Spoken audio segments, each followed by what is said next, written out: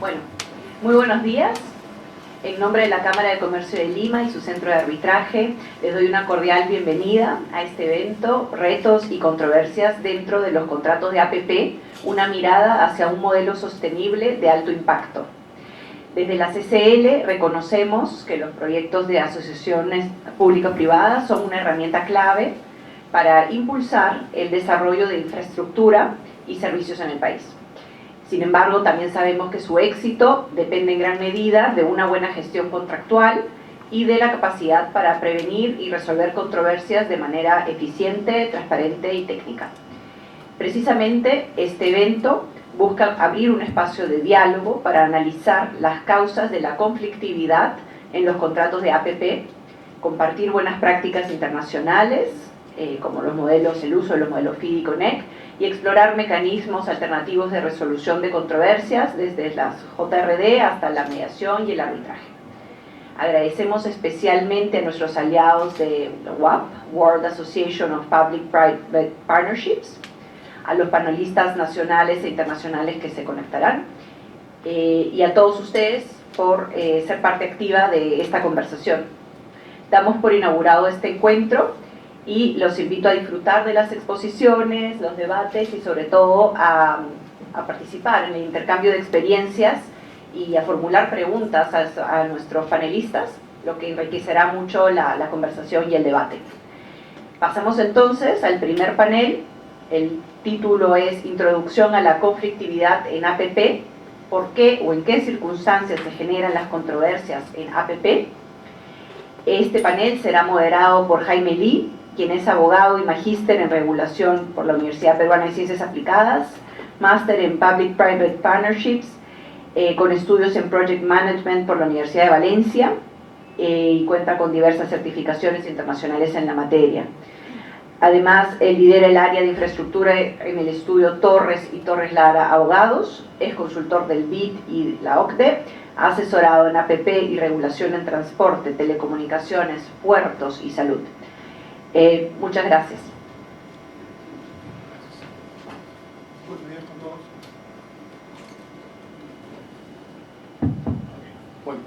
Buenos días con todos. Ante todo, le agradezco mucho a la CCL el poder realizar este evento por segundo año consecutivo. Es un esfuerzo muy grande que se hace con la CCL para poder promocionar y difundir las buenas prácticas en la resolución de conflictos entre APPs.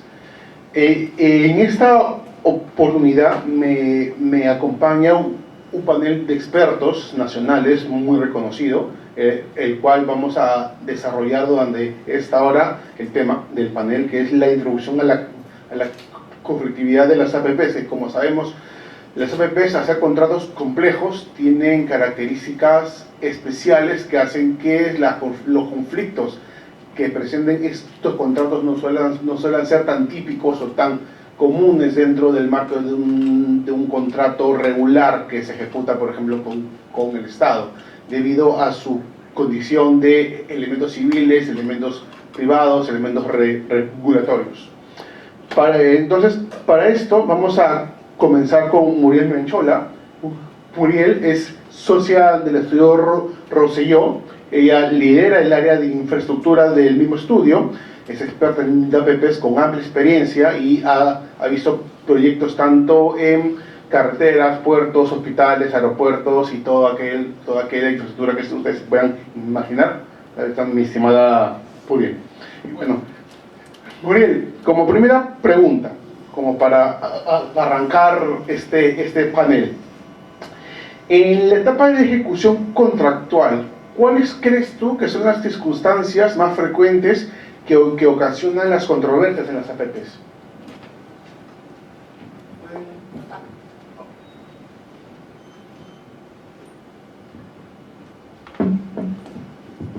Hola, ya estamos. Bueno, primero agradecer la invitación para participar en este evento y encontrarme con tan grata compañía. Me parece absolutamente relevante de cara a abrir este evento, centrarnos en esta interrogante planteada por Jaime, ¿no? Creo que ello nos va a permitir identificar cuáles pueden ser las causas más frecuentes o circunstancias más frecuentes que generan la conflictividad en los proyectos de APP. Y ello nos permite también mejorar lo que es la gestión de los proyectos de APP y la prevención de los conflictos. Si me permiten, sí quisiera retroceder algunos pasos antes de entrar a detalles sobre estas circunstancias. Y justo un tema que ha tocado Jaime como parte de la introducción de este panel, que son las características de los contratos de APP. Me parece que no podemos soslayar algunas de las características principales de los proyectos de APP para identificar por qué algunas veces tenemos esta conflictividad o surgen estas controversias, ¿no? No podemos olvidar, me voy a referir específicamente a tres, ¿no? Jaime mencionaba el hecho de que nos encontramos ante contratos complejos. ¿A qué se debe ello? No podemos olvidar que los contratos de APP lo que hacen es empaquetar, pueden lograr empaquetar a través de un solo contrato las distintas fases de los proyectos de APP y asignar a un solo responsable de ello. ¿A qué me refiero? Me refiero a que a un solo responsable le damos diseño, financiamiento, construcción, operación y mantenimiento. Y ello tiene su complejidad. También, en segundo lugar, no podemos olvidar que nos encontramos ante contratos de larga duración. ¿Qué implica ello? Que es o altamente costoso o casi imposible prever todas las circunstancias que pueden acontecer con relación al proyecto. Y además incorporar en los contratos de APP todos los mecanismos y herramientas de solución, ¿no? Y finalmente, no menos relevante, es que en este tipo de contratos estamos ante una multiplicidad de actores involucrados. No podemos afirmar de forma simple reducirlo al tema colaboración Estado e inversionista privado. Cuando hablamos del Estado, no solamente estamos hablando de la entidad pública competente para gestionar y administrar el proyecto, sino que también nos encontramos, por ejemplo, si estamos ante un sector regulado, ante un organismo regulador, también tenemos que tener en consideración los gobiernos regionales y los gobiernos locales de la zona de influencia del proyecto. Cuando hablamos del sector privado, no solamente estamos hablando del concesionario, sino también de los financiadores, de los contratistas y proveedores.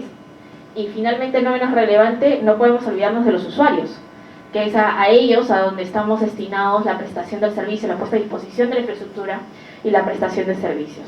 Entonces, todos estos factores sí nos permiten concluir que estamos ante un terreno fértil para la ocurrencia de controversias, en especial sobre ejecución del proyecto e interpretación. Hace unos minutos conversábamos en la previa con Tabata de que es importante la adjudicación de los proyectos, pero aún más relevante es que logremos que el proyecto se ejecute oportunamente, la parte de la gestión, ¿no? Necesitamos enfocarnos en la gestión para que finalmente la infraestructura sea puesta a disposición de los usuarios y se logre la prestación de los servicios. Entonces, es importante este tipo de espacios donde podemos conversar sobre cuáles son las causas subyacentes a esta conflictividad, para mejorar nuevamente el diseño y estructuración de los proyectos, fortalecer mecanismos de prevención y de gestión de conflictos. Y ahora sí voy a entrar un poco a materia, ¿no? ¿Cuáles son estas circunstancias más frecuentes que se presentan en lo que se refiere a las controversias? En definitiva, las etapas de diseño y la etapa de construcción de obra son las etapas donde se presenta una mayor conflictividad. Y en lo que se refiere a la etapa de diseño, nos vamos a encontrar en general en dos escenarios. El menos probable o el menos frecuente es aquel donde el Estado entrega los estudios definitivos de ingeniería. El más frecuente y el más recomendado para las prácticas de APP es que sea el inversionista privado quien desarrolle los estudios definitivos de ingeniería. Pero en cualquiera de los dos escenarios se presentan circunstancias que generan conflictividad y finalmente ello retrasa la ejecución de la infraestructura. Por ejemplo, nos vemos con estudios definitivos de ingeniería que entregados por parte del Estado, que por el transcurso del tiempo pueden encontrarse desfasados, ¿no? O que pueden presentar algún defecto o alguna omisión. Cuando Por el contrario, nos encontramos en el escenario en que el estudio definitivo de ingeniería es desarrollado por el inversionista privado. Los escenarios o las situaciones donde suelen surgir diferencias en lo que se refiere a la ejecución del proyecto y la interpretación del contrato, muchas veces es el alcance de, por ejemplo, el carácter referencial de los estudios de preinversión o de los términos de referencia, ¿no? Hay aspectos, como regla general es un tema referencial, pero hay aspectos que pueden ser obligatorios. Y además existen recurrentes retrasos en lo que se refiere al procedimiento de revisión y aprobación de los estudios. Nosotros, si lo que buscamos es adjudicar los proyectos a aquellos inversionistas con mayor experiencia, con mayor respaldo, ellos son los que proponen el diseño y a quienes se asigna el riesgo de diseño. Sin embargo, lo que vemos en la práctica, en la fase de ejecución, es un excesivo intervencionismo en la parte de revisión del diseño. Y ello finalmente distorsiona lo que se busca, distorsiona la asignación de riesgo a cargo del inversionista privado. Y ahí necesitamos contar con mecanismos ágiles, ¿no? Debemos de buscar y procurar en la parte de gestión tener un enfoque de continuidad del proyecto, de no paralizar los proyectos y de seguir ejecutándolos, fuera de que luego podamos discutir finalmente a quién le corresponde o no la responsabilidad y la cuantía. En lo que se refiere a la etapa de obras, hay una circunstancia frecuente sobre cómo afrontar las variaciones durante la ejecución de la obra, los cambios necesarios debido a situaciones imprevistas por cualquiera de las partes, ¿no? Bajo el marco legal de las APPs, lo que se tiene es la figura de inversiones adicionales, que se refiere a cualquier otra inversión que no sea obligatoria. Sin embargo, nuestro marco legal, salvo dos circunstancias excepcionales, nos remite a la necesidad de suscribir adendas para incorporar inversiones adicionales. Y este tipo de mecanismo no va a la velocidad que necesitamos de cara a la ejecución de los proyectos, de cara a no paralizar los proyectos, ¿no? Y ahí sí me surge quizás también una interrogante que planteo, ¿no? Hoy en día, como país, promovemos los acuerdos gobierno a gobierno, los cuales finalmente se aterrizan a través de contratos NEC o contratos FIDIC, ¿no? ¿Por qué no podemos quizás inspirarnos en esas fórmulas, en esos mecanismos? No digo hacer un copy-paste, pero sí inspirarnos en ellos para contar con herramientas necesarias y con ese enfoque colaborativo necesario de cara a la gestión de los proyectos. Finalmente me voy a referir a dos puntos adicionales, ¿no? No podemos dejar de lado que también una de las circunstancias más frecuentes en lo que se refiere a controversias es lamentablemente el incumplimiento en la entrega de terrenos, ¿no? Si bien en este aspecto los contratos y la estructuración de los contratos de APP han ido variando, ¿no? Hemos tenido un primer esquema o modelo de contratos donde era el Estado el que se encargaba de todo, ¿no? Todo lo que sea la entrega de terrenos. Hemos pasado a un segundo esquema donde pueden haber acuerdos con los concesionarios de cara a que se encarguen de determinadas actividades de cara a la adquisición de terrenos. Y finalmente hemos llegado, por ejemplo, al modelo del contrato del anillo vial periférico, donde es el concesionario quien tiene la primera parte de la adquisición de los terrenos a través de trato directo. Y aquí rescato que, por ejemplo, en el caso del sector transportes, aquellos concesiones que han acabado con el 100% de inversiones obligatorias, son aquellos donde se han finalmente acordado la colaboración con los concesionarios para la adquisición y la gestión de algunos temas de terrenos. Sin ello no se hubiese culminado el 100% de esas inversiones obligatorias. ¿Qué es lo que viene? Que es particularmente que avisó lo que viene como algunas de las circunstancias más frecuentes de acá al futuro. Tenemos en política de promoción de la inversión privada desde los 90, ya tenemos proyectos maduros, incluso ya hay algunos que están pronto a su fin, a su terminación. Pero de cara a los proyectos maduros,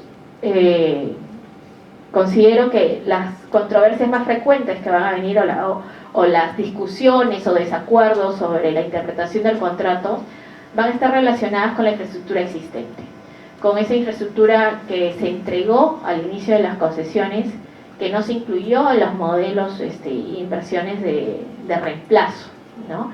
Y que ya a este punto seguramente muchos van a superar ya su vida útil, muchos ya van a tener un estado de deterioro que ya va a ser necesario proceder con su reemplazo, ¿no? Ese posiblemente sea el nuevo foco de discusión sobre la interpretación de los contratos de APP. Eso, cierro. Perfecto, Muriel, gracias. Sí, efectivamente Muriel hace una buena reflexión de lo que es la complejidad que estamos viendo, que se ven en los contratos de APP, la gran problemática que tiene los mecanismos normativos actuales para poder modificar los contratos, siendo que el mayor riesgo se da siempre en la etapa, o sea, los mayores conflictos siempre se dan en la etapa constructiva. Y sin embargo, hacer la etapa constructiva tan dinámica, los mecanismos de modificación contractual son un poco rígidos. Hasta, bueno, con el 1362 simplemente se establecieron las optimizaciones, que era una especie de modificación contractual en etapa constructiva que se implementó dentro de la línea 2, que desde mi perspectiva le daba agilidad a la etapa constructiva para modificar el contrato, pero la norma te establecía que la optimización tenía que estar establecida dentro del contrato, con lo cual igual tienes que hacer una adenda para el proceso, ¿no? Y esto nos demuestra que sí, se requiere el establecimiento de mecanismos más ágiles debido a la alta complejidad de estos contratos, y ahí es donde se comienzan a ver los conflictos. Un tema aparte, me olvidé comentar un poco las reglas del panel. Después de la intervención de todos, va a haber un espacio de preguntas y respuestas del público, y cada panelista tiene que promedio 10 minutos para su intervención. Le agradezco a Muriel por la gran precisión de su intervención. Y bueno, y ahora la siguiente pregunta se la voy a enviar a Tabata Vivanco. Tabata hasta hace unos días, como saben, fue la directora ejecutiva de Pura Inversión.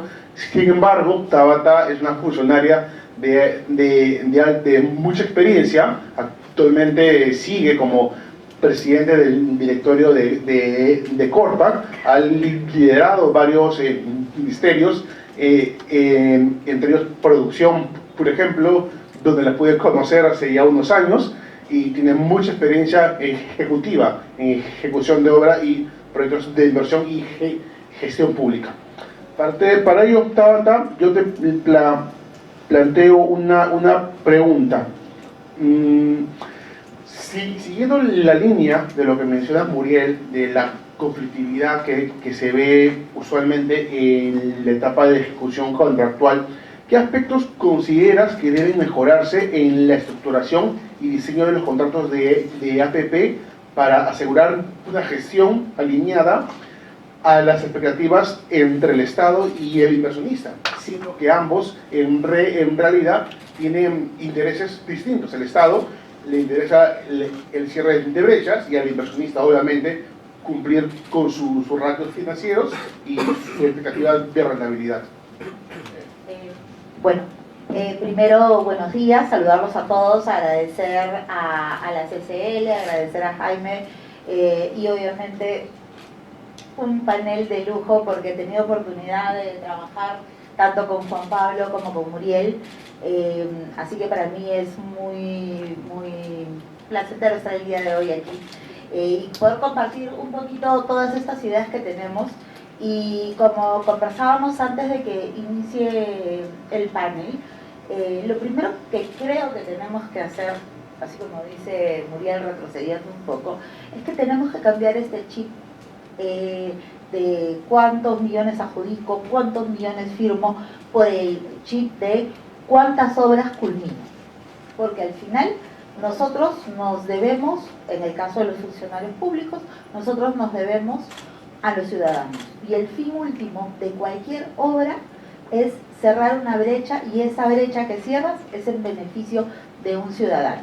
Entonces, en la línea de eso y con esta idea de tengo que terminar los proyectos, lo que debo de ver es más o menos revisar en la etapa de la estructuración cuáles son los principales problemas que puedo tener, y para eso puedo tener lecciones aprendidas. Ejemplo, el principal problema que nosotros tenemos al ejecutar una obra, entonces para ir más atrás a la etapa de estructuración, es la permisología. O sea, nos demoramos más en la etapa de la permisología que en la etapa muchas veces de la construcción. Y quizás el ejemplo no sea una APP, pero por ejemplo si queremos poner una planta solar, antes nosotros decíamos que en 24 meses se construía una planta solar, y eso iba de la mano con otros temas como lo que es devolución del IGB. Pero hoy día la permisología te puede demorar 2 años, pero la construcción de la planta solar te va a demorar 12 meses, porque la tecnología ha variado. Entonces vemos que hay un desfase en este ejemplo muy simple de cuánto demora la permisología y cuánto puede demorar la construcción de mi proyecto o la puesta en operación. Entonces esto creo que tenemos que considerarlo en la etapa de estructuración de los proyectos, ver cuál es la permisología que viene de la mano con ese proyecto, porque al final en el tema de la asignación de riesgos, ¿quién tiene la carga de la permisología? Y ahí lo que nos falta es que si de verdad queremos que los proyectos culminen, necesitamos trabajar de manera asociada, ¿no? El concesionario, el concedente y en general el Estado. ¿Por qué? Porque ya adjudiqué el proyecto, firmé el contrato, entonces vienen y comienzan a trabajar el proyecto, pero luego te ves con que tienes que sacar 500 permisos, y para sacar 10 permisos tienes que pasar por 500 sellitos. Entonces ahí tenemos un tema que debemos de observarlo en la etapa de la estructuración. Y de ahí tenemos el tema de la sobreregulación. O sea, ya tenemos las cosas reguladas y muchas veces las queremos sobreregular en el contrato. Entonces también tenemos que sentarnos y mirar eso. Y nuevamente, el objetivo que tenemos que tener es, yo quiero hacer un proyecto. O sea, el proyecto puede tener problemas en el camino, pero la obra no debe detenerse. Y eso en general, si hablamos de una EPP, de una APP, o si hablamos de una obra pública. Porque si no, ¿quién pierde? Nadie, en verdad, nadie gana. No gana el Estado porque le cuesta más caro, no gana el ciudadano porque nunca tiene la obra, y tampoco gana el privado porque metió capital, le metió tiempo, y al final estamos entrampados quizás en un posible o en un futuro arbitraje. Entonces creo que en la etapa de la estructuración es importante que analicemos temas que antes no nos hemos puesto a mirar, como por ejemplo cuáles son todos los permisos que se necesitan para que este proyecto se lleve a cabo. Y esto también va de la mano con el tema de que lo que no contemplaste en el contrato, como dice muy bien, no podemos contemplar todo en el contrato, pero sí debemos de darle una mirada quizás a qué cosas hacen los otros países de la región. Entonces, hace poquito estuve compartiendo un panel con la gente de Promigas, y ellos contaban que para el tema de expropiación de predios, que es uno de los temas más importantes, porque tenemos interferencias, expropiación de predios, entonces el privado puede ser mucho más eficiente que el Estado porque no tiene los mecanismos legales que tiene que cumplir, lo puede hacer mucho más rápido. Sin embargo, lo que tenemos que cuidar también es cuál es ese sobrecosto. O sea, claro, nos va a costar un poquito más, pero tampoco nos podría costar, no sé, pues 50% más. Y en ese momento, ya esto creo que es un tema más para la parte financiera, es que tú tienes que ver como Estado el valor de dinero en el tiempo. ¿Cuánto me demoro yo si lo hago yo? ¿Cuánto se demora el privado? ¿Y cuál es ese costo adicional? Y ese costo adicional, sumarlo a la cantidad de gente que tienes contratada para hacer liberaciones de predios, al cuello de botella que se hace, a la cantidad de informes. Y le voy a sumar un tema más para terminar, que tenemos que medir en la etapa de la estructuración de los proyectos, y es que los funcionarios tienen que tomar las decisiones que tengan que tomar en el momento que se tienen que hacer las cosas. Muchas veces, por querer tratar de cuidarnos, y vuelvo a la sobreregulación. Pedimos más cosas, más informes de los que se necesitan, y eso al final va a hacer que ese contrato tenga más riesgos, sea un contrato más caro, nos demoremos mucho más, y al final lo que tenemos es que esa gran brecha de infraestructura que tiene el país no la podamos cerrar. Y eso es en general, porque para cerrar brecha tenemos distintas cosas. Está desde la APP, pasando por la obra por impuestos, pasando por los proyectos en activos y llegando hasta las obras públicas, porque al final son diferentes mecanismos por los que podemos cerrar brechas. Pero sí, no consideramos las lecciones aprendidas en los contratos al momento de la estructuración, entonces lo que vamos a tener son más carreteras que no terminamos o más proyectos que se van a ir a controversias a través de arbitrajes, donde en verdad el principal perjudicado, el número uno, es ese ciudadano que no se beneficia de la obra que necesita. Gracias. Perfecto. Tabata, gracias. Bueno, sí, haciendo una breve reflexión, uno de los elementos que afecta mucho la estructuración financiera es precisamente el problema regulatorio que hay en el Estado. Yo incluso recuerdo un contrato en el cual, dentro de las obligaciones contractuales, se había puesto que el Estado se obligaba a emitir un reglamento de sanciones, o también un reglamento, había una obligación dentro del contrato, y les hablo que era la hidrovía amazónica, donde se había establecido el proyecto y tenías que hacer dragado fluvial y no había un reglamento de dragado fluvial. Así que, ¿cómo ibas a hacer un dragado fluvial sin un reglamento? Porque dragar un río no es lo mismo que dragar un puerto, es una dinámica distinta. Ahí puedes ver que el tema regulatorio impacta mucho en la seguridad jurídica y en la predictibilidad del contrato y, por ende, la estructuración financiera. Y ahí quiero preguntarle a Juan Pablo Méndez, quien nos acompaña ahora. Juan Pablo es ingeniero sanitario peruano con mucha experiencia en proyectos de APP y actualmente es staff del BID del Perú. Juan Pablo, quería preguntarle, considerando esta gran importancia que tiene la asignación de riesgos, el tema regulatorio que menciona Tabata y el impacto obviamente en la sostenibilidad del proyecto, ¿qué herramientas o enfoques están promoviendo las instituciones financieras internacionales para consolidar una cultura de gestión colaborativa y preventiva de los riesgos? Gracias, Jaime. Saludando a todos que están presentes, y gracias por la invitación a CCL también y a UAP. En realidad es me está bautizando recientemente mi ingreso al BID nuevamente como staff. Estuve 3 años de consultor y antes tuve la oportunidad de estar trabajando casi 10 años en proinversión, en estructuración de proyectos de APP, y justamente tuvimos la oportunidad de trabajar con Tabata en algunos proyectos bastante interesantes. Es curioso lo que mencionas de mi profesión, porque uno dirá que hace un ingeniero sanitario acá, ¿no? Pero también hay proyectos de asociación público-privada en sector saneamiento. Y ahí quiero un poco hacer el antecedente de lo que hace el BID el día de hoy en temas de APP, antes de entrar a responder la pregunta. Y es que desde el año 2018 el BID viene apoyando tanto en upstream como en downstream. Upstream le llamamos a apoyar en la reforma regulatoria del sector de APPs, trabajando directamente con el Ministerio de Economía y Finanzas en diferentes reformas, por ejemplo, la incorporación del concepto de sostenibilidad en los lineamientos de APP, en sus diferentes lineamientos. Y en downstream venimos apoyando a Proinversión en estructuración de proyectos de APP con un portafolio que al día de hoy está en el orden de $10 millones, y que ha venido creciendo desde el año 2018 con el proyecto PETAR Puerto Maldonado, y ahí es donde está el tema de ingeniería sanitaria.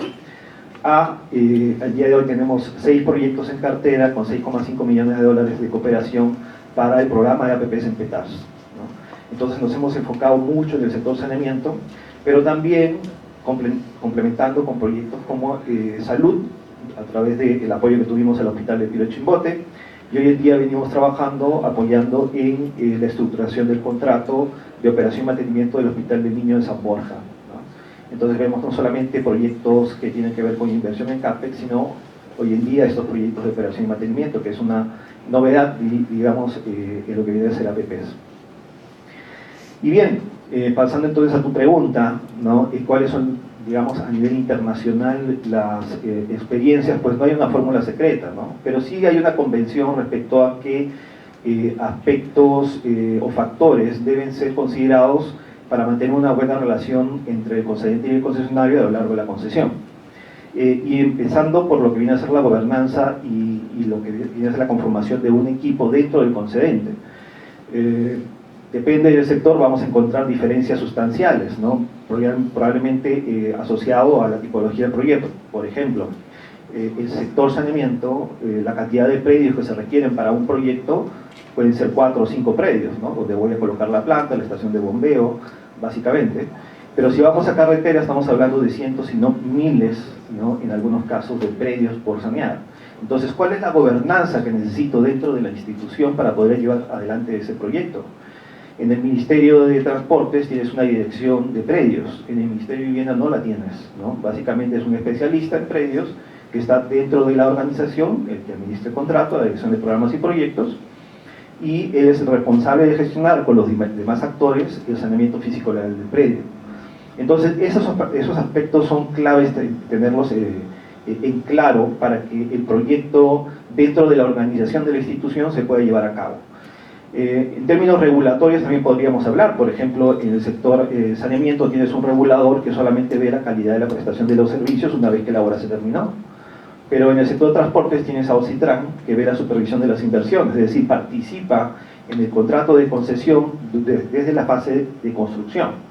Entonces, estos temas son importantes porque luego pueden llevar a controversia si el rol del regulador no está claramente definido en el contrato o en la legislación. Otro de los temas importantes o factores claves tiene que ver con la administración propiamente dicha del contrato, ¿no? Tienes que tener un director de contrato, un administrador de contrato y también una persona que se dedique a gestionar, por ejemplo, los pagos dentro de la organización, porque esto tiene que atravesar toda la administración pública, que muchas veces es burocrática, y hasta que se le paga al concesionario por lo que ya se aprobó ha pasado mucho tiempo y el contrato tiene plazos, ¿no? Entonces, esta administración de contrato es clave en monitorear el cumplimiento de las obligaciones contractuales y la gestión de los riesgos, así como la aplicación de los mecanismos de pago. Y en este caso, la experiencia internacional indica de que una herramienta importante es la elaboración de un manual de gestión de contrato, cosa que al día de hoy en Perú no se viene desarrollando. Y es una intención del banco poder apoyar en esta formulación un documento que se elabora desde la estructuración, a través de Proinversión, pero que finalmente es complementado con diferentes procedimientos en diferentes aspectos del manual por el concedente, puesto, como digo, cada entidad concedente tiene sus propios procedimientos, ¿no? Otro de los factores es la gestión de las relaciones, ¿no? Es importante tener esta visión colaborativa, como menciona Jaime, en lugar de una visión de contraria, ¿no? Es decir, estar constantemente en una posición de adversario, ¿no? Tengo mis intereses, estoy en contra de los tuyos, y entonces cada gestión es una discusión, una pelea, ¿no? Entonces es necesario mantener un clima de confianza, de buena fe entre las partes que forman este matrimonio, ¿no? Decimos que una APP es un matrimonio de largo plazo, pues como un matrimonio, si no hay una buena gestión entre los miembros, simplemente eso va a llevar al fracaso, ¿no? Si no hay sistemas de comunicación, canales de comunicación claramente establecidos y esta voluntad de querer resolver los problemas, pues simplemente ese matrimonio va a fracasar. Y otro de los temas clave que se reconocen a nivel internacional es la gestión del desempeño. No solamente la gestión de desempeño dentro de lo que viene a ser la fase operativa, ¿no? A través de los indicadores de desempeño que establecen el contrato, y que requieren un monitoreo para saber, por ejemplo, cuál es la tendencia que tiene el concesionario con respecto a la prestación de los servicios. Podemos ver que puede haber un deterioro en la calidad de los servicios pensado de repente en el ahorro de costos. Entonces, si uno no monitorea este desempeño, más allá de lo que diga el contrato, puede, dar unas señales claras de que ese contrato podría llevarse al fracaso, ¿no? Pero también durante la ejecución de las obras, y hemos dicho que ahí es donde se presentan los mayores problemas, ¿no? Sin embargo, los contratos de concesión no tienen indicadores sobre el desempeño durante esa etapa operativa. ¿no? Entonces es curioso, ahí es donde se presentan mayores problemas, pero no hay ningún indicador. Entonces, claramente lo que se tiene que hacer es aplicar aquellos indicadores que ya se utilizan de manera internacional en la gestión de cualquier proyecto. Indicadores de desempeño del cronograma, indicadores de desempeño del presupuesto, aquello que el Project Manager Professional o el PMI establece que se utilizan como indicadores para gestionar cualquier proyecto. Entonces es importante que los profesionales que están involucrados en la gestión de los contratos tengan conocimientos de este tipo, que sean profesionales formados en la gestión de proyectos, no necesariamente la gestión de proyectos de APP, en la gestión de proyectos en general, ¿no? Y eso es uno de los retos que tenemos como BID, en apoyar no solamente en lo que viene a ser la certificación de los profesionales a través del CP3P en fundación, preparación y ejecución contractual, sino también apoyarlos en la formación en gestión de proyectos en general. Bueno, para resumir un poco lo que menciona Pablo, muy cierto, ahora la función de los bancos de desarrollo a nivel regional está siendo muy importante. El BID está colaborando, por ejemplo, bastante en Centroamérica, donde de hecho en Costa Rica, Panamá, Guatemala se han hecho manuales de gestión contractual, donde yo he participado en un par. Se está haciendo bastante trabajo de capacity building, de asesoramiento a los funcionarios, se les está dando conocimiento, se les está brindando experiencias, porque sí es cierto, una de las grandes falencias en todo este proceso de gestión de riesgos, como bien dices, los profesionales, quienes están sentados en el otro lado de la mesa. Si no hablan el mismo idioma, no se van a entender, definitivamente. Y también es cierto que todos tienen que ir con la misma edad de que el proyecto avance, porque existe la idea errada a veces en los dos lados de la mesa, de que la idea es sentarte con el otro para pelear, para ver quién se lleva lo mejor. Pero si estamos hablando de proyectos de alto riesgo, la idea es ser lo más colaborativo que se pueda. Desde el enfoque del funcionario público, lo bueno es que la normativa peruana tiene el principio de enfoque por resultados dentro de la norma, lo cual ahora permite que el funcionario pueda tomar decisiones que no necesariamente esté textualmente en el contrato, pero si la norma se lo habilita, puede tomarla y así priorizar la continuidad del proyecto, ¿no? Y eso es parte de los riesgos, de las experiencias que necesitamos, el tener profesionales que puedan tomar esas decisiones. Bueno, les agradezco a los tres miembros del panel, han expuesto ideas muy claras en las cuales nos han demostrado cuáles son los principios o las principales características dentro de la conflictividad de APP. Quisiera saber si hay preguntas de las personas del público, inquietudes, dudas existenciales de APP. De APP nomás, el resto ya cada quien maneja sus dudas. No sé si por ahí quedó, ¿sí? ¿Qué tal? Sí, bueno, muchas gracias por la exposición, la verdad es que sus aportes han sido muy valiosos. Yo tengo una duda relacionada a la nueva ley de APP que está saliendo, en donde se expande el rol de preinversión y ahora es capaz de ser un ente concedente.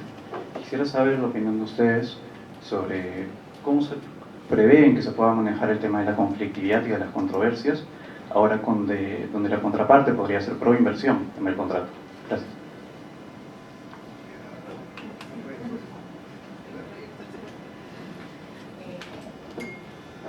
Bueno, yo creo que ahora Proinversión, liderada por Luis del Carpio y un gran equipo, que es gente, creo que no lo comenté al inicio, pero mi paso por Proinversión es de larga data. Son casi 15 años en que he trabajado en diferentes posiciones. Los primeros 11 años casi de mi vida profesional estuve en Proinversión y posteriormente 5 años como miembro de los diferentes comités, y ahí tuve el gusto de poder conocer a Juan Pablo viendo proyectos importantes. Entonces, la verdad es que esta es una oportunidad, ¿no? Es una oportunidad porque Proinversión tiene una agilidad diferente a la que puede tener un ministerio. Eso no significa que estamos menoscabando el rol que tiene un ministerio como concedente, sino que esta es una oportunidad. Yo creo que hay que verlo como una oportunidad en que, como decía, no solamente nos limitemos a adjudicar o firmar un proyecto, sino donde nos comprometamos a tener este rol más activo de llegar a la conclusión del proyecto. Entonces es una oportunidad que va a tener que ir de la mano con una nueva estructura, con mayor presupuesto para poder atender este nuevo encargo tan importante, y también seguir contando con el apoyo de diferentes entidades como el BID, como la CAF, que puedan sumar esfuerzos para que este nuevo rol sea pues el rol que necesitamos como Estado para concluir los proyectos, para llevar a cabo los proyectos.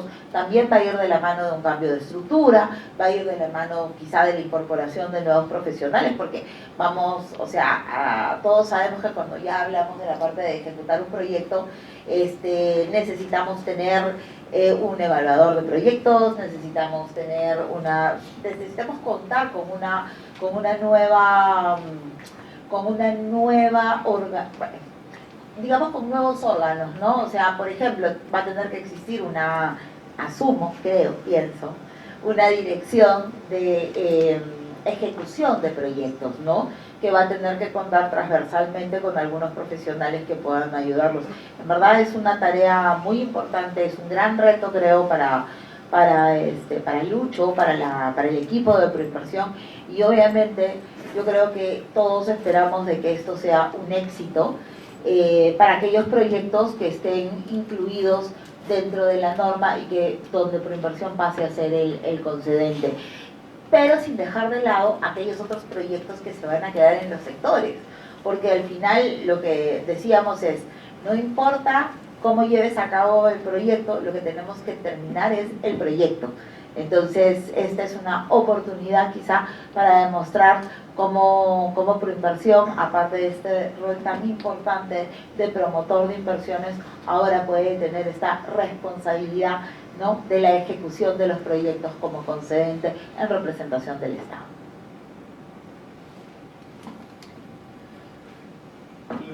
Sí, una pregunta más para Juan Pablo. Felicitaciones a todos por las presentaciones. Una de las problemáticas que se ha visto en TETAR es la caracterización de los afluentes. ¿Qué lecciones aprendidas comentarías con relación a eso? Y en general, si tienes alguna otra lección aprendida aparte del tema de afluentes para TETAR. Gracias. Bueno, muchas gracias por la pregunta. Pero creo que me vas a decortar el tiempo ahí, ¿eh? Bueno, sí, bueno, uno de los temas que cuando empezamos a apoyar a Proinversión en la estructuración de los proyectos era justamente valorar el riesgo asociado, entre otros, al tema de la calidad de las aguas residuales que van a ingresar a las plantas. Y esto es un riesgo, ¿no? Y está calificado así dentro del análisis de riesgo de estos proyectos, porque está vinculado a la demanda, ¿no? La demanda en tratamiento de aguas residuales no solamente está asociado a la cantidad de agua que vaya a llegar a la planta, sino también a la calidad de agua que va a ingresar a la planta. Y entonces en todos los proyectos decidimos hacer una nueva caracterización de las aguas residuales. Y ahí encontramos diferencias entre lo que se había caracterizado en el estudio de Proinversión y lo que realmente era en esta nueva caracterización. Entonces, con estos valores, lo que se decidió en la mayoría de los casos es, dependiendo de cuál es el origen de esta caracterización, de la causa de la variación, es hacer un redimensionamiento de la planta para que esta oferta cubra esta nueva demanda proyectada, de tal manera que mitiguemos el riesgo desde la fase de estructuración. Pero también vamos a encontrar situaciones en las cuales tenemos algunas industrias, ¿sí?, que están descargando concentraciones al sistema de alcantarillado en áreas de drenaje pequeñas y por lo tanto tienen un impacto grande en la futura planta de tratamiento. El caso de Chincha, por ejemplo, recientemente adjudicado, hay uno de los riesgos que el Ministerio está claramente en conocimiento para gestionar la descarga de una industria que se llama Prolan, ¿no?, que está en la zona de Tolarán de Chincha, y cuya concentración de vertimientos es bastante alta, ¿no?, y tiene que ser controlada o eliminada para que la demanda que proviene de la población no se vea afectada por esta industria. Entonces, en ese sentido, lo que se está procurando es que el Ministerio de Vivienda coordine con esta industria para que reuse sus efluentes, dado que tiene un campo de cultivo de mandarinas. De repente conocen al propietario de Chincha, que cultiva mandarinas, pues que haga el tratamiento de sus desagües, ¿no es cierto?, y lo reutilice bajo el enfoque de economía circular en el riego de sus campos, ¿no? De esta manera se mitiga el riesgo y además se promueve el reuso de las aguas residuales. Pero como digo, en todos los proyectos hay riesgos que se ven desde la estructuración, depende de la tipología de proyectos, algunos más importantes.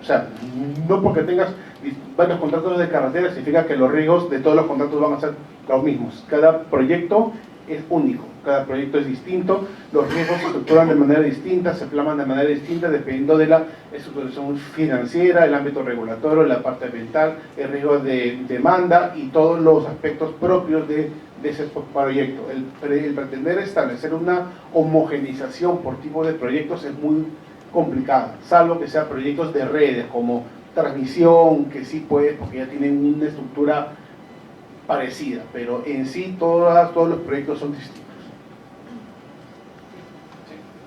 Hola, ¿qué tal? Buenos días. Muchas gracias por la presentación que van dando hasta el momento, todo está muy interesante.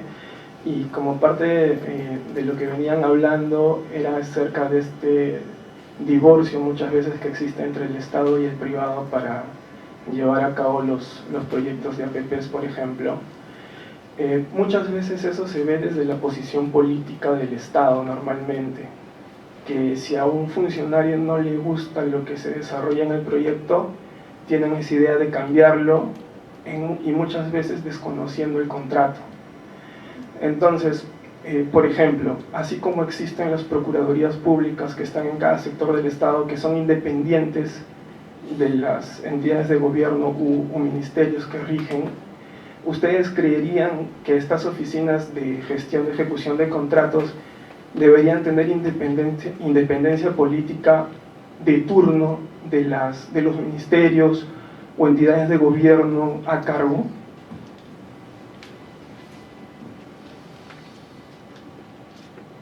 Perdón, la pregunta es en general para quien me siga respondiendo.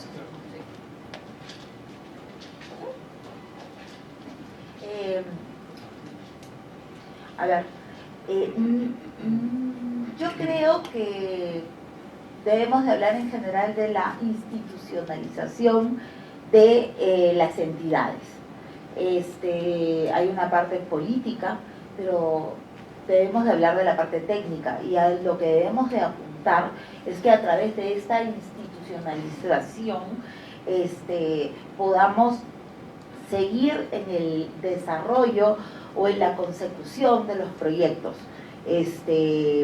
Ahora, yo siempre, y esto es a título personal, yo siempre he pensado de que hay que salir de Lima y hay que ir a donde tengamos que ir. No podemos hacer las cosas desde Lima. Esa es una manera muy particular que tengo a título personal de pensar, y no les voy a decir que a lo largo de mi vida profesional no me ha ido mal de esa manera. Creo que si queremos hacer que las cosas sucedan, tenemos que ser parte de las cosas, y sentados en un escritorio es un poco complicado que suceda. No sé si esto va de la mano con crear más unidades desconcentradas, por llamarlo de alguna manera, hacia donde va tu pregunta, pero lo que sí creo es que no es lo mismo hacer el proyecto desde Lima que estar donde se hace el proyecto. O sea, creo que el chip que también tenemos que cambiar son dos cosas. Uno, apostar por la institucionalidad de toda esta gente con tanta experiencia, que ha visto tantos proyectos y que tiene tantas lecciones aprendidas, como le acababa de comentar Juan Pablo en el tema de saneamiento. Pero por otro lado también creo que no sé si la solución es una desconcentrada. Lo que sí sé y lo que sí creo firmemente es que para hacer que las cosas sucedan necesitamos involucrarnos en la cancha, en general, y seguir promoviendo esta institucionalización de la parte técnica, seguir haciendo que todo este maravilloso capital humano que existe en ministerios, que existe en diversas entidades del Estado como proinversión, vayan a donde se hacen los proyectos y un poco tengamos esa empatía con el privado, pero también con el ciudadano. Y creo que así vamos a avanzar más. Y el otro tema es que, en verdad, yo creo que hacer el Estado más grande, y hacia eso va tu pregunta, no es la solución. Yo creo que la solución va por el lado de la institucionalización y por el lado también de ir a donde se hacen las cosas, más que crear un sitio o crear una oficina. No necesariamente esa puede ser la solución, ¿no? Pero, como siempre digo, este es un gran reto y hacia donde debemos estar orientados por la modalidad que sea es a la finalización del proyecto y al disfrute del proyecto por el ciudadano. No sé si Muriel quiere decir algo más. Solo para complementar también lo de Tabata, lo que también tenemos que tener en cuenta es que, queramos o no, el componente político siempre va a estar presente en los proyectos. Porque estamos hablando de cierre de brechas, servicios públicos, hay stakeholders muy importantes como son los ciudadanos, ¿no? Con lo cual el interés político siempre va a estar. Pero ahí ya viene la mano del profesional del Estado, principalmente el técnico, el saber conjugar el interés político con los lineamientos técnicos del contrato para poder llevar de la mano esos intereses para no tergiversar o ir en contra del contrato, porque también llega un punto en el cual, y a mí me ha pasado como funcionario público del MPC, en el cual tú le dices al ministro, si hacemos eso, nos resuelven el contrato, vamos a un arbitraje y pagamos tanto. Usted es responsable de esto. O se hace esto, nos demora un poco más, pero técnicamente cumplimos con el contrato y cumplimos con la parte política. Y ahí viene ya el manejo también. Y el tema de la Procuraduría solamente es, como decimos ya, la última fase, el tema del pleito. La idea es no llegar al pleito y ver la forma de conjugar esos intereses para que el proyecto avance. Si me permiten nada más agregar un par de ideas en lo que se refiere a gestión y ejecución, que es a donde va la interrogante. Y remarco la idea de institucionalidad, ¿no? Que ha mencionado Tabata, ¿no? Todos tenemos que estar alineados hacia lo que se ha adjudicado y hacia lo que se ha suscrito, ¿ah? Y todos, me refiero a todos los niveles de gobierno, los funcionarios, el equipo del concesionario y como mencionaban también que es un matrimonio, ¿no? Pero lo que no puede pasar es que tengamos contratos suscritos y luego sean socavados los proyectos, ¿no? ¿Cómo vamos a promover la inversión privada si luego desconocemos a través de la mano derecha lo que hace la mano izquierda? Y sí me permito añadir un tema adicional respecto de ejecución y gestión, ¿no? Los acuerdos en trato directo, ¿no? No creo que debemos de subestimar ello como herramienta. Como decía Jaime hace unos minutos, el marco legal de las APP tiene el principio de enfoque por resultados, que supone que debemos, ante una controversia, optar por ir a un acuerdo en trato directo antes de acudir al arbitraje, ¿no?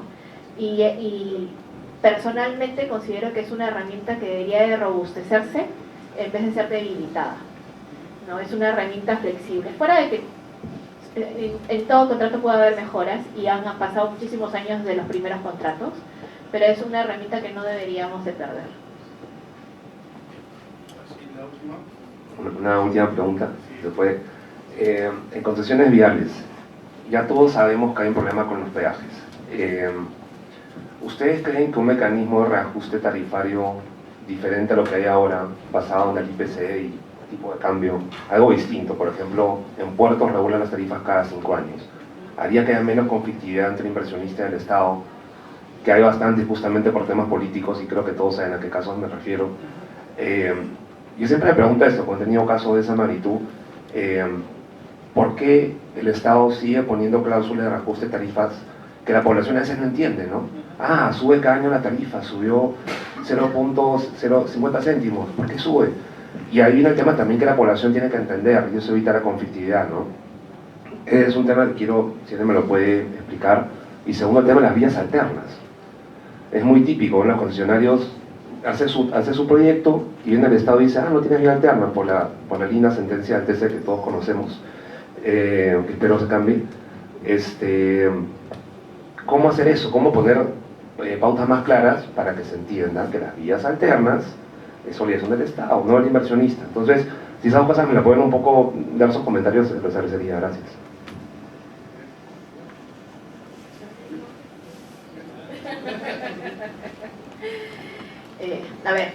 Es un tema peliagudo y sensible, sobre todo en lo que se refiere a la ejecución de los proyectos.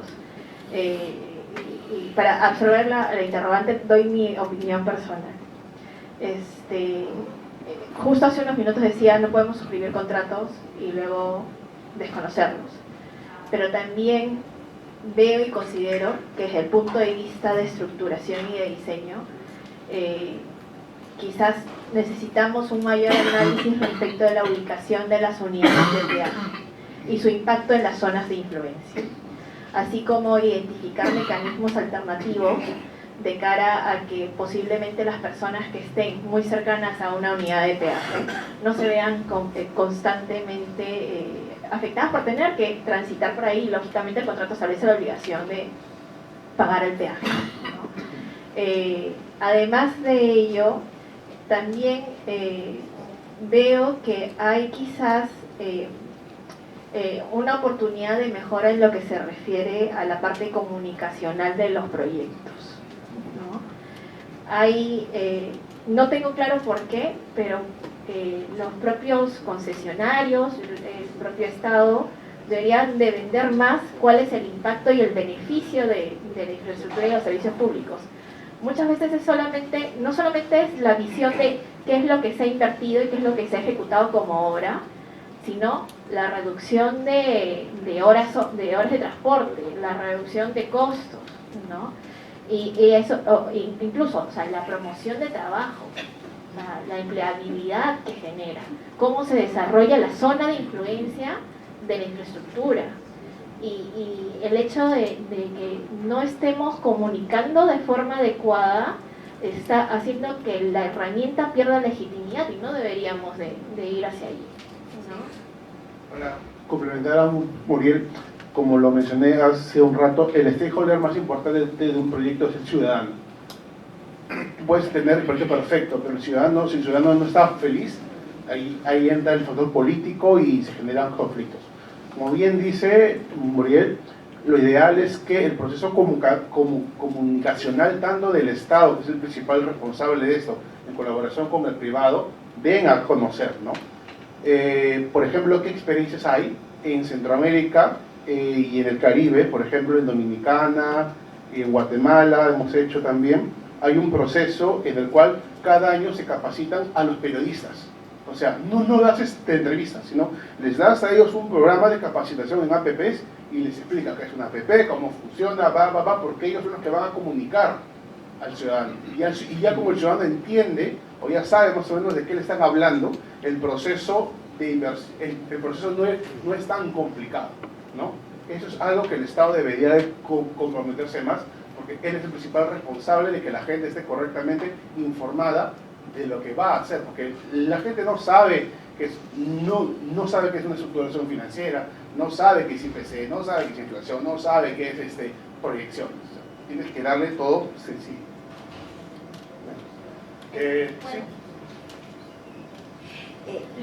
Quisiera complementar el tema comunicacional, es súper importante. Es súper importante que nos comuniquemos a nivel de todas las entidades del Estado para sacar adelante un proyecto. Es súper importante que nos comuniquemos, y eso va, como decía Muriel, va desde una municipalidad hasta un ministerio. Si no nos comunicamos, si no interactuamos, entonces estamos generando sin querer una nueva traba. Y el tema comunicacional es importante desde cualquier óptica. Si eres el concedente, si eres el concesionario, porque tú tienes que contarle a la comunidad qué es lo que estás haciendo, tienes que resaltar cuáles son los beneficios, no solamente cuánto le vas a meter de dinero al proyecto, sino cuál es el beneficio directo e indirecto, por ejemplo, en generación de trabajos, como decía Muriel. Y en el tema comunicacional yo creo que es un tema en el que en general todos fallamos, ¿no? La comunicación con nuestros colaboradores, ¿no? ¿Qué es lo que queremos hacer? Y salí, discúlpenme, salí un momento porque también soy mamá y me llamaron del colegio, pero sí es importante que lo que tenemos que ver es que esta comunicación tiene que ser una comunicación positiva, asertiva, con empatía, porque como dijo Jaime, hay una estructuración, la gente no entiende de eso, pero la gente sí entiende cuando le dices que estás generando empleo directo para gente de la zona. La gente entiende cuando le dices cómo va a cambiarle la vida de ese proyecto. Así que eso era lo último que quería, y pedirles disculpas por haber tenido que salir a contestar la llamada, pero ese es, como decíamos más temprano, es la diferencia entre los padres y las madres. Sí, bueno, yo solo quería comentar un poco la anécdota. Recuerdo que tuvimos la oportunidad de participar en la estructuración de un proyecto, el proyecto Petá Titicaca en Puno. Ahí está mi amiga Gisela, que sufrió bastante al tener que explicarle a la población de Puno por qué no se suma aritméticamente el valor de la cuota